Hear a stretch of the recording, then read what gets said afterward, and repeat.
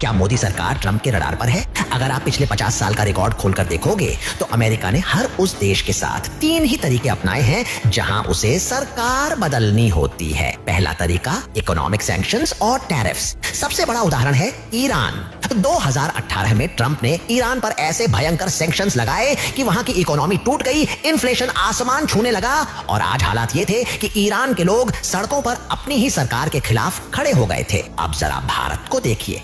America पहले ही 50% tariff लगा चुका है और अब चर्चा चल रही है 500% टैरिफ की। ध्यान दीजिए, सिर्फ 500% टैरिफ की खबर आने भर से भारत का शेयर मार्केट एक ही दिन में 9 लाख करोड़ गिर गया। अब आते हैं दूसरे तरीके पर, पेड मीडिया और नैरेटिव बिल्डिंग। साल 2000 सर्बिया। आज ये बात डॉक्यूमेंटेड है कि कैसे रेडियो B92 जैसे मीडिया हाउस अमेरिका और सोरोस की फंडिंग से खड़े किए गए।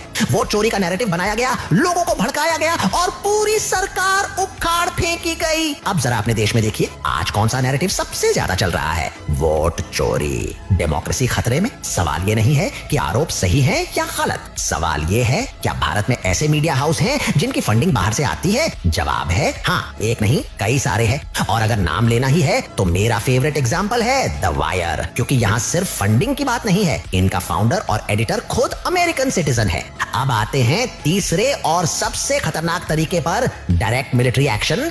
इराक को भूल गए क्या? और अब वेनेजुएला में भी यही हुआ।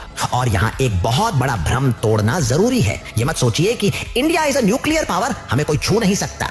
दुनिया की सबसे बड़ी न्यूक्लियर पावर रूस है और आज हालात ये हैं कि डोनाल्ड ट्रंप ने रूस के ऑयल टैंकर्स तक सीज कर दिए हैं। और ये भी समझ लीजिए, ट्रंप रूस से टकराव की पूरी तैयारी में है। ग्रीनलैंड अचानक क्यों चाहिए? ये सब ऐसे ही नहीं हो रहा।